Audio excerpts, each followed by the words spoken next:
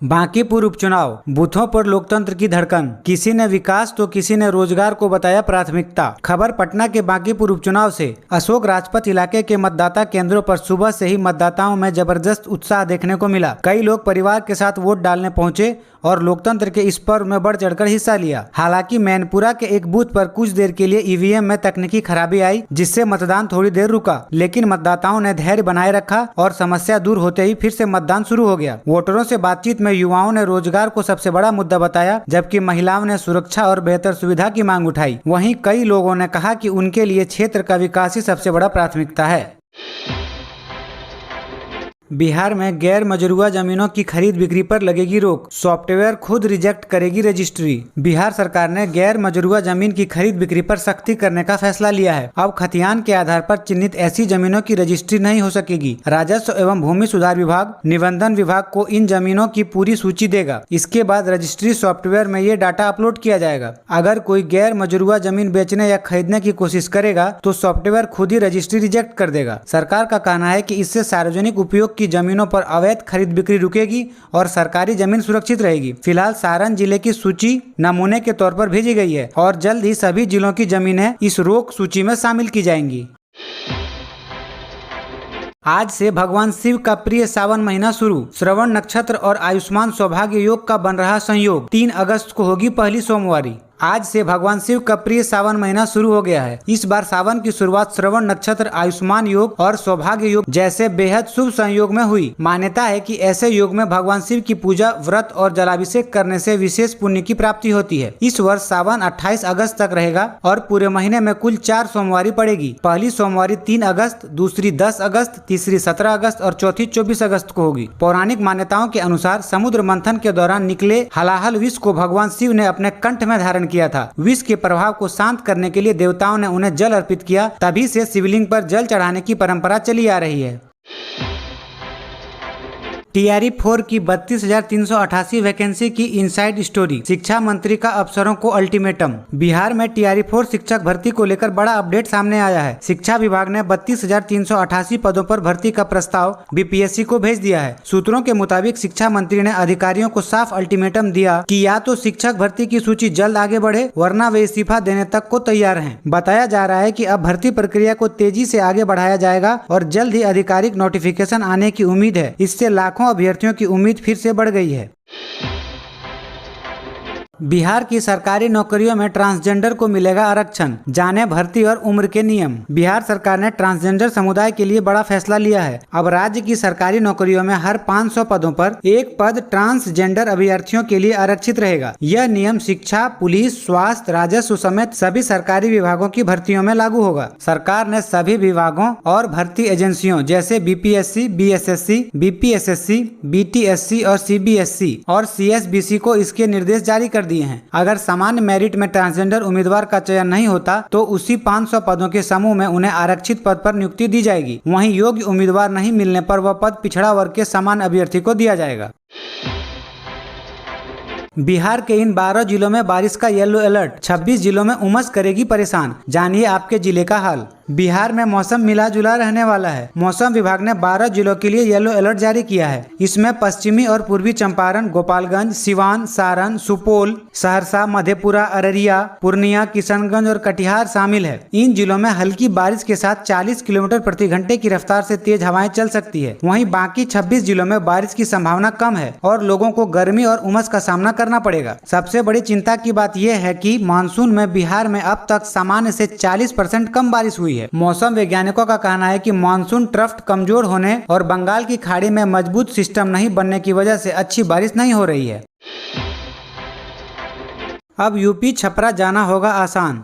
Siwan bypass का काम 90% पूरा। दाहा नदी पर पुल लगभग तैयार। सिवान बाईपास सड़क परियोजना का काम तेजी से आगे बढ़ रहा है। दाहा नदी पर बन रहा नया पुल करीब 90% पूरा हो चुका है। वहीं बाईपास सड़क की मिट्टी भराई, पत्थर बिछाना और रोलिंग का काम भी तेजी से जारी है। करीब 13.5 किलोमीटर लंबे इस बाईपास पर लगभग 120.4 करोड़ रुपए खर्च किए जा रहे हैं। बाईपास शुरू होने के बाद छपरा, एकमा, दरौंदा, पंचरुखी, मेरवा और उत्तर प्रदेश की ओर जाने वाली वाहनों को सिवान शहर शहर के जाम से नहीं गुजरना पड़ेगा। इससे सफर आसान होगा और समय की भी बड़ी बचत होगी। यह परियोजना गोपालपुर से शुरू होकर कई गाँवों से होते हुए NH 531 से जुड़ेगी। अगर काम तय समय पर पूरा हुआ तो सिवान के लोगों को जल्द ही ट्रैफिक जाम से बड़ी राहत मिलने की उम्मीद है। पटना से नाइट ट्रेन, कलकत्ता के लिए वंदे भारत। पप्पू यादव ने रेलवे को सौंपा सीमांचल के विकास का खाका। सांसद पप्पू यादव ने नई दिल्ली के रेल भवन में रेल बोर्ड के अध्यक्ष से मुलाकात कर सीमांचल कोसी क्षेत्र में रेल सुविधाओं के विस्तार की मांग की। उन्होंने सहरसा, पूर्णिया, कोट कटिहार होते हुए पटना से कलकत्ता के लिए वंदे भारत ट्रेन और नई दिल्ली एक्सप्रेस और नाइट ट्रेन शुरू करने का प्रस्ताव दिया। उनका कहना है कि कलकत्ता जाने वाले छात्रों, मरीजों, व्यापारियों और नौकरी पेशा लोगों की संख्या लगातार बढ़ रही है, लेकिन मौजूदा ट्रेनें यात्रियों के मुकाबले काफी कम है। इसके अलावा जानकीपुर और पूर्णिया जैसे स्टेशन के आधुनिकीकरण पर भी जोर दिया गया है। अगर रेलवे इन प्रस्तावों को मंजूरी देता है तो पूर्णिया, सहरसा, मधेपुरा, कटिहार, अररिया और किशनगंज समेत पूरे सीमांचल कोसी क्षेत्र के लाखों यात्रियों को बड़ी राहत मिल सकती है।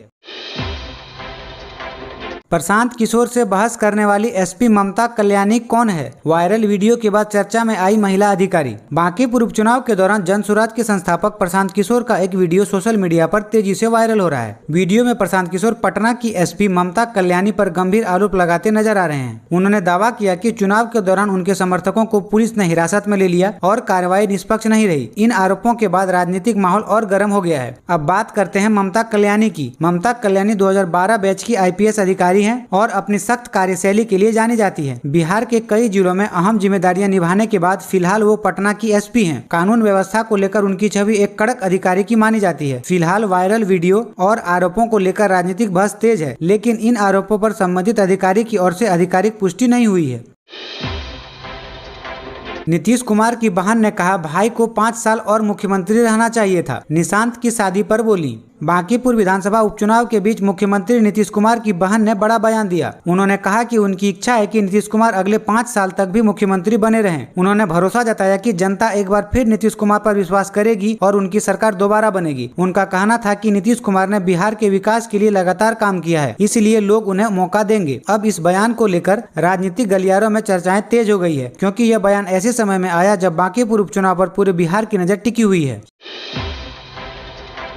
बिहार पुलिस का नया सिस्टम लागू, जानिए आपका जिला अब किस जोन और रेंज में होगा। बिहार सरकार ने पुलिस प्रशासन में बड़ा बदलाव करते हुए पूरे राज्य में फिर से जोन और रेंज सिस्टम लागू कर दिया है। अब बिहार को 4 बड़े पुलिस जोन पटना, मुजफ्फरपुर, दरभंगा और भागलपुर में बांटा गया है। हर जोन के तहत 3-3 पुलिस रेंज होंगी। नई व्यवस्था में IG पूरे जोन की कमान संभालेंगे, जबकि DIG अपने अपने रेंज की जिम्मेदारी संभालेंगे। सरकार का कहना है कि 2019 में लागू 12 रेंज वाला सिस्टम अपराध नियंत्रण और प्रशासनिक निगरानी में उम्मीद के मुताबिक सफल नहीं रहा, इसलिए पुरानी व्यवस्था वापस लाई गई है। अब इस नए सिस्टम को लागू करने के लिए IPS अधिकारियों की बड़े पैमाने पर ट्रांसफर और नई पोस्टिंग भी जल्द होने वाली है।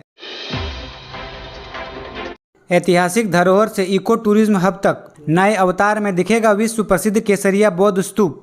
बिहार के विश्व प्रसिद्ध केसरिया बौद्ध स्तूप को अब सिर्फ ऐतिहासिक स्थल नहीं बल्कि इको टूरिज्म हब के रूप में विकसित किया जाएगा। इसके लिए सरकार ने पूरे इलाके का मास्टर प्लान तैयार करने का निर्देश दे दिया है। नई योजना के तहत यहाँ जैन पार्क, चिल्ड्रेन पार्क, ध्यान केंद्र, विपसेना केंद्र, इको फ्रेंडली हट, कैफेटेरिया, पार्किंग और आकर्षक लैंडस्केपिंग जैसी आधुनिक सुविधाएं विकसित की जाएंगी। इतना ही नहीं, पास की सरोत्तर झील को भी इको टूरिज्म डेस्टिनेशन बनाया जाएगा, जहाँ बोटिंग और मनोरंजन की सुविधाएं भी मिलेंगी। सरकार का लक्ष्य है कि केसरिया स्तूप को आध्यात्मिक, ऐतिहासिक और प्राकृतिक पर्यटन का केंद्र बनाया जाए।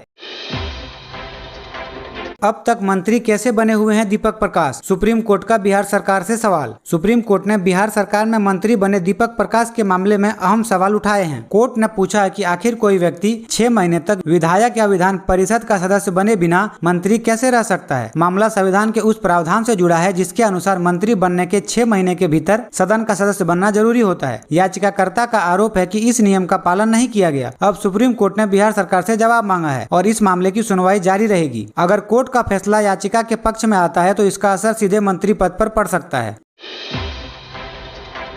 बांकेपुर में वोटिंग खत्म, फाइनल डाटा का इंतजार, पूरे दिन का ऐसा रहा हाल। बांकेपुर विधानसभा उपचुनाव के लिए मतदान शाम 5 बजे समाप्त हो गया है। अब सभी की नजरें अंतिम वोटिंग प्रतिशत और आगे की चुनावी प्रक्रिया पर है। शाम 5 बजे तक करीब 33.6% मतदान दर्ज किया गया, जो पिछली बार की तुलना में लगभग 12% कम बताया जा रहा है। मतदान के दौरान भाजपा और जनसुराज के समर्थकों के बीच झड़प भी देखने को मिली। दोनों पक्षों के बीच धक्का मुक्की और तनाव का माहौल बना रहा। वहीं जनसुराज के प्रमुख प्रशांत किशोर ने आरोप लगाया कि उनके कार्यकर्ताओं को भाजपा की ओर से जानबूझकर परेशान किया गया। अब इंतजार है अंतिम मतदान आंकड़ों और चुनाव आयोग की आधिकारिक रिपोर्ट का। इस उपचुनाव का नतीजा बिहार की राजनीति में बड़ा संदेश दे सकता है।